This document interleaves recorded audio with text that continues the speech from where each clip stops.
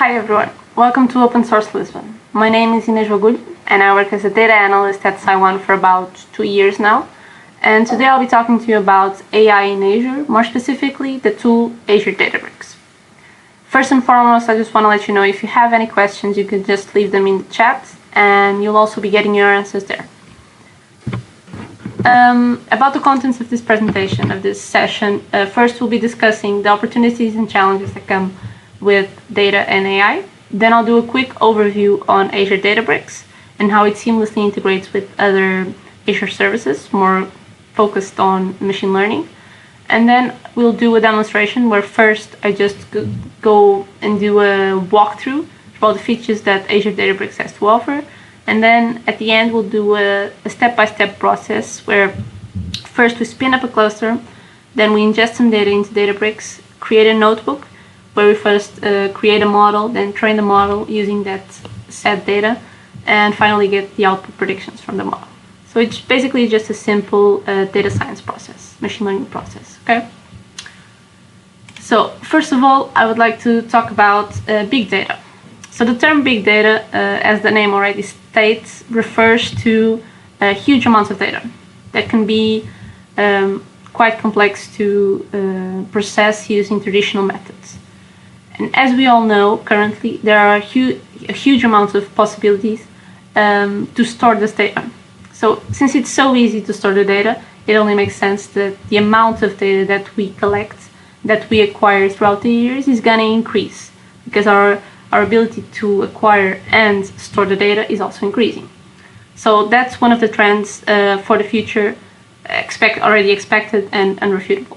However, if we have so much data, we also need to keep up with our technology to process the data, right? So this is the second trend that's also very visible for the near future. So first we have the data explosion that I just mentioned, and then we have the investment in AI-related technologies. It's already happening in the present, and it's very noticeable that it will continue to happen throughout the future. It makes sense that these two come hand in hand because, as we know, we need one to get insights from the other one.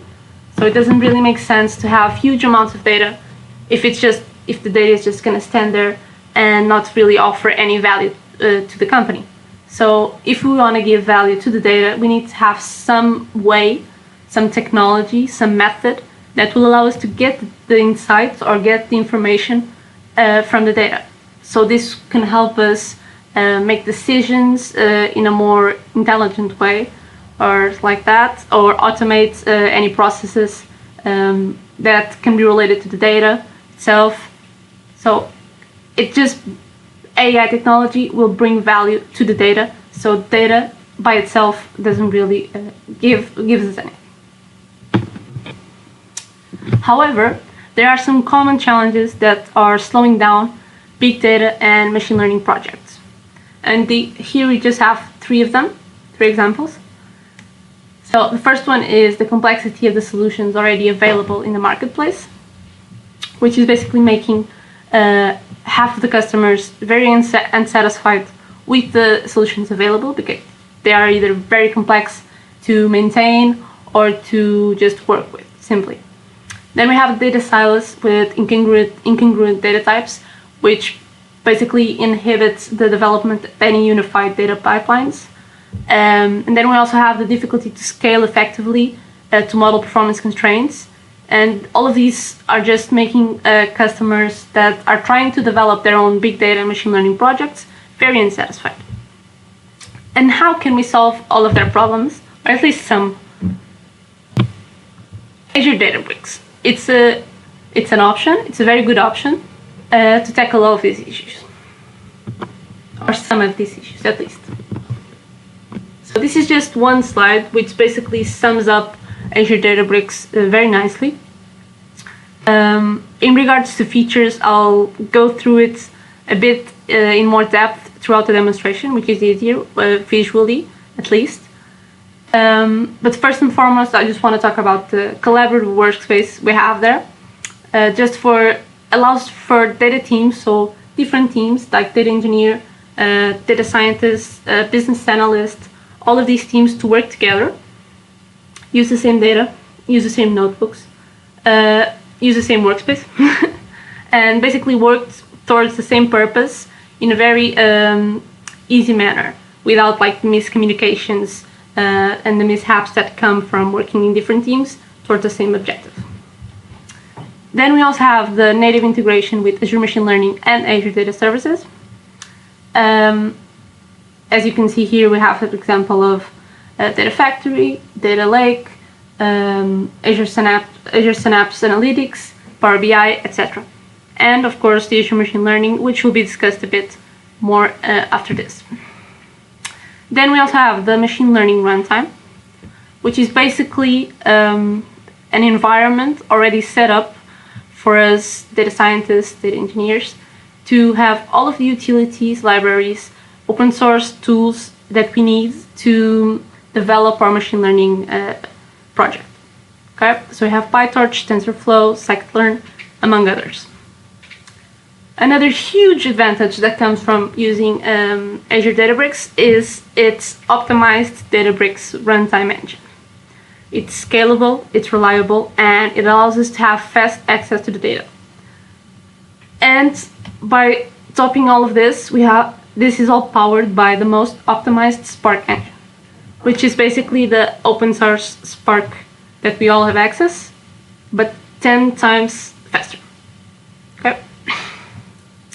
Last advantage, or there are many more, but from this slide, last advantage is, for example, the security features that are already implemented in customary Azure services. And these are, for example, role-based access control, encryption, among others, that just allows us to have confidence in this tool to have our production environments, in our production, our production model, productionalized model. Now about the integration from going from Databricks into machine learning, Azure Machine Learning. Basically, we have these two ways of getting from Databricks into Azure Machine Learning. One of them is MLflow, which is just a library that gives us, makes this connection between the two.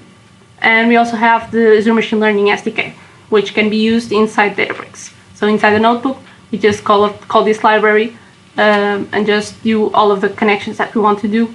Log models, log experiments, log metrics, everything, and keep them in Azure Machine Learning environment. This also allows both the SDK and the MLflow, makes it easier for us if we want to deploy models, either in Azure Databricks or in Azure Machine Learning. We can do it in both. And this can be to deploy models into Kubernetes or an Azure Compute instance, whatever we want to do. It also makes very easy as to implement robust MLOps. And to just explain a bit what MLOps is, it's just simple as DevOps, but for machine learning. Very simple, exactly. And what MLOps is basically just an automation of our machine learning process, from data preparation or model building in a way into the deployment and the management of the model. Basically allows us to automate everything, the entire life cycle of the project and of our model, and just have everything in one pipeline, and basically makes us able to just re-trigger it every time, validate the model, see if it maintains its accuracy, and if not, we are able to retrain the model if needed. Okay, so it's just one of the biggest tools currently in any machine learning project for us to have. Now I want to go into demonstration. The demonstration will consist first on just showing you the features and entities in Databricks, and then do that step-by-step process I mentioned. Now let's go into the demonstration part. So first off, I just want to let you know, if you launch your workspace in Azure Portal, you'll get to this page. So what you'll see here is first the common tasks that a user does in Azure Databricks, like creating notebooks, creating tables, jobs, clusters, etc. Then you'll see the recent files that you've altered, and some documentation links. On the left side, you'll see a sidebar with all of the entities that I'll explain. First, you have the home entity, where you have your personal folder. If there were any other users here, there will be also some more folders here as well. So let's go into my folder. Here I'll have in this case my notebooks, my library, my folders, my machine learning flow experiments, etc. And to create a notebook, I can just create it through here, set the default language, etc., the cluster associated, or I can even import my notebooks as well. Either drop them just here or browse them or upload, or even import them from using a URL link from like a GitHub account or any other type of repositories. I can just use the link and fetch my notebooks or files. Okay, very simple. Now about the collaborative workspace that we talked about. So this is just a users folder with all the users, and we also have the shared folder where we can just also create notebooks, create libraries, create folders, and create the ML flow experiments. And as well, import any file that we want. So this is just for data scientists, data engineers, business analysts, just to have their public notebooks here, work on them together, and work on a specific objective that they have in common. Okay. Then we have the recent files as well. Then we have the data, how we can get data into Databricks. We can just drop the files or upload them here, very simple, and they will be stored in the file store for Databricks, in this case inside the tables directory, and we can even define a subdirectory. For example, we want a directory just for trash data, or just some directory for production data or for the QA data, whatever we want, okay? We also have other data sources that we can access data. So we have, for example, Azure Blob Storage, Elasticsearch, Data Lake Store. And if you want to know how to connect Databricks to this type of storage, we can just create a table, a notebook, which will tell us how to connect. So this is just a guide on how to do it. So in this case, we just have to set here the name of our account, the access key, and create the connection inside here. If you don't want to input your key inside the notebook because it's not very safe, you can just use, for example, Azure Key Vault that will keep your secret safe. And even if I try to print it after it's here, I won't be able to because there's security measures for that. Okay, so it's super nice. Then imagine we want to access a specific file, just say the location, which type of file it is. After we have the connection already set up in Databricks, we can just read the data. Okay, transform it into a Spark data frame, read through the data, create a temporary view, or replace it if it already exists with that specific name. And if we want to use it for the future, once the notebook that we chose has been restarted, for example, then we have to create a more permanent solution, because this will be deleted. This table or view will be deleted after the cluster has restarted. So if you want to turn it into a permanent solution, a permanent table, then we can just save it as a table instead of a temporary view. Okay, super easy. Now going into clusters. Clusters, here we have, in this case, some clusters already created. To create a cluster is very simple as going into the create cluster, set up a name for the cluster. Okay. File, define the mode you want to use. There are 3 modes. High concurrency, which is just pretty straightforward. The standard one, which is just for single users with some data workload, some data, huge data amounts, and with some small data amounts, it's just a single node, just for one user as well. Okay, let's just use the standard one as a test. The pool is just, as we are starting up the cluster, imagining we want to use it and we need to make it start. It will take some time to get up and running. So if you want to do anything while it's still starting up, then we can't, unless we have a pool. If we have a pool, then we have an instance that is ready, and it's just standing by for when we need it before the cluster is started up. So it's just available every time, and it doesn't make us wait, basically. Then we can define the runtime version we want to use. Okay, we have GPU versions for deep learning, have machine learning versions that just have all the machine learning libraries already prepared. So let's just use one of these. Okay. Then we have autoscaling, which just controls or manages all of the clusters. And okay, if you have a huge workload, you'll go into the maximum number of workers that is defined. If you have a small workload, then just we can handle the workload with 2 workers. So let's just keep it there. So it's just very nice for a production environment to be able to control itself, right? Then we can just define the worker type, depending on our requirements, and the driver type. So the driver type is basically what's it's the main application that's generating or managing actually the creation of or the definition of who's gonna run what. So what worker is gonna run which task. So it's basically the manager, the boss, which can be the same type as the worker type in this case. Let's just create the cluster, super easy. And it should take some time to create it and get it up and running. Okay, so let's just follow through. Now about the jobs. A job is just a simple way to trigger a notebook. Let's just create one. It's just a simple way to trigger a notebook, either by schedule, by manual trigger, or by other means like REST API. Okay, so let's just select the notebook that we might want to trigger. Select it. We can even define some parameters. For example, we want to run a notebook that receives, for example, a parameter of 1 and a parameter of 2. So we want to use a notebook for multiple purposes, for multiple with multiple variables, instead of creating multiple notebooks. So we just create multiple jobs that trigger the same notebook, which is a smarter idea.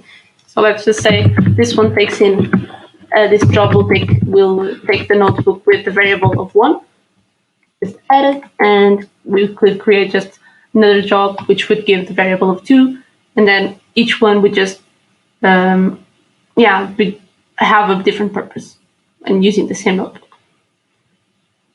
Then we can define any dependent libraries associated to the notebook. Set which cluster we want to use. Let's just use the one that we have already created, for example, this one. Let's schedule it to run every week on a Tuesday at this specific time, for example. Now let's set some notifications. So if the notebook fails, I want to receive an email to this specific email, for example. Yes, I really want to.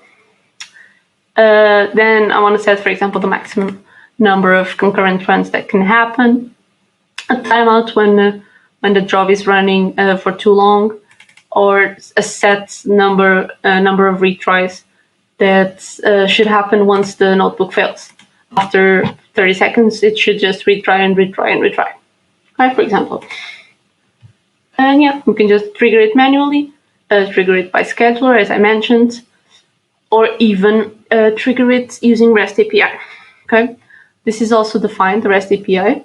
If you go here into your user settings, then you can create a token that will allow an outside application to make a request to Databricks using Databricks API and access it or have the authentication managed by this token.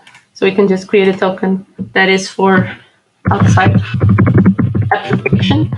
Okay. For jobs, this is the token. Okay. Then I have the token, and I can just use that token to actually trigger these jobs without using scheduler or a manual trigger. Okay. It's very nice, actually. For example, imagine we are validating a model, and we want to make sure that A model is always super accurate. When it's not, trigger the drop. Okay, just to train the model once again. Now we also have the entity of the models, which is just a registry of models. In this case, we can just create multiple model names, but we actually don't have anything registered yet here. But if we want, we could easily register some models inside here. And then if we had multiple models inside, we would be able just to simply compare them. For example, select all of the models that we want to compare. So say compare them all, and compare them based on multiple metrics. For example, you want to see if this model is better than this one using this metric, and using that one. If it's better compared to that one, then I want to use this one. So like this full analysis. So we can also serve models here. Yeah, to have the APIs ready to be used using the model, that is. Then we also have the search entity, which just allows us to search folders and notebooks. Okay. And yeah, this is mostly what we have available. Also with the user settings that I have already also mentioned, with some Git integration as well. Also to create a token and a password. The admin console, which allows us to create users with certain permissions that can belong to certain groups, which can already have the permissions set up. So yeah, some really nice features all in all. Now let's go into the notebook that I prepared. First, let's attach, for example, this one. Okay, let's attach a cluster to the notebook so we can run it. This is used for learning how to ingest data, which I have already shown you how to. So let's just go into the data part of the UI in Databricks. Let's just drop this file here, create a table with UI to insert in this specific cluster. Let's preview the table, how it will look. Let's call it used cars. Okay, just simple. It actually states, okay, let's just say that the first row is actually header. So we have the column well defined. And yeah, this is all looks good. Currently it's saying that this is a string, which is not, but we can fix this later. So let's just carry on. As you can see, we have a lot of car information. So the price of a car, age of a car, kilometers, etc., etc. Our purpose with this data will be to try to predict the price according to all of these features. Okay, so that's the purpose. So this will be a regression problem to figure out the value using a bunch of features. So let's create the table. This from here. So this is just a preview of the table as well, how it exists inside Databricks. Now let's go back into our notebook. Now that we have ingested the data, we assume that the data is not really nice to be used, right? Yeah, we have some null values, as you can see here. Yeah, some different names inside the string columns. Yeah, so it needs to be taken care of. So first of all, let's just turn them into integers. Let's see, how did you call it? We call it used cards. Okay, now it works. So yeah, we have all of the columns as integers now. Now we want to transform it like where it's diesel in the caps. We want to go turn it into lowercase. So let's just fix all of these parameters. Okay, now it's really nice. We have all of the distinct values are diesel, petrol, and CNG. They all have the same type of writing, so it's not like caps and lowercase. They all have the same unique type of value. Then you have the cleaning up of null values. Now that we have cleaned up everything, let's just create a table. So if we can restart the cluster, then this table would already exist and it would always be accessible.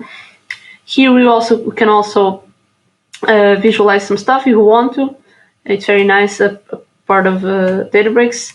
If you want to, for example, see price according to age, or the other way around.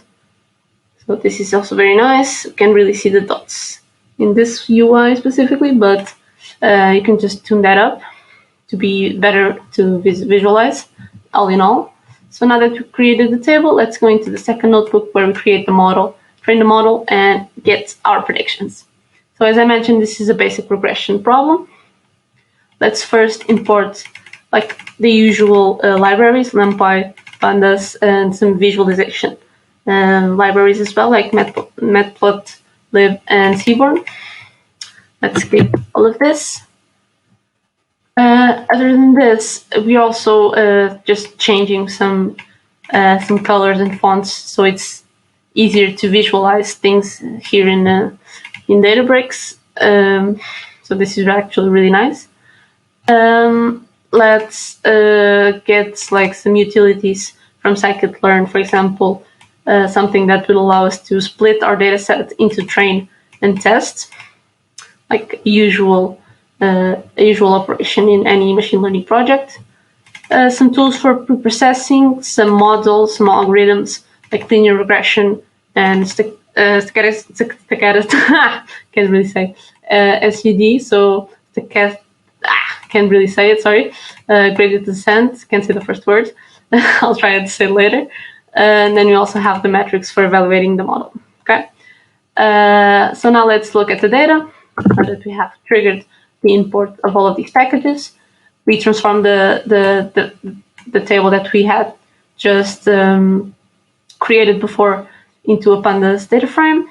Let's get our features and targets variable. So actually in this case, we'll just use like a simple linear regression where we just have one feature trying to predict the other one. So predict price based on age. Okay, it's just going to do that. Here we're just going to see how it relates with one another. So yeah, there we can see there's actually a relation already existing. So that's nice because we're going to be able to model this. We can do also some visualization on the cleaned data frame. Okay, take some time. Then we can split our, so this is data already, with some cleaning up that we've done. Then we can see the data being split up into train and test. We can see the data in itself. So this is just the age variables. Okay. We in this case we have to do some transformations on the data frames that we're going to input to the model, because scikit-learn needs to be happy with the input that it gets. So we need to give it what it wants. Let's just turn our input variables into how it's used to getting them. Okay, so we have these variables all set up. We create the model. We train the model using the age variable and the target variable, which is the price variable. Okay, and now that we have it trained, we can just say, okay, now that this is all set up, what will a used car? How much will the used car cost if it has 42 months of life? Okay. Let's see what the model tells us. The model predicts that the used car that has 42 months old, will cost this. Okay. So our purpose is finished. We've defined what's the cost for a specific age of a car, which was our purpose. We could stretch and just include more variables in our model if you want to, and make it a bit more complex. But yeah, this is the purpose. I hope you enjoyed this session. And yeah, thank you for joining and supporting the conference, Open Source Lisbon. And yeah, thank you very much for staying with me this past half an hour.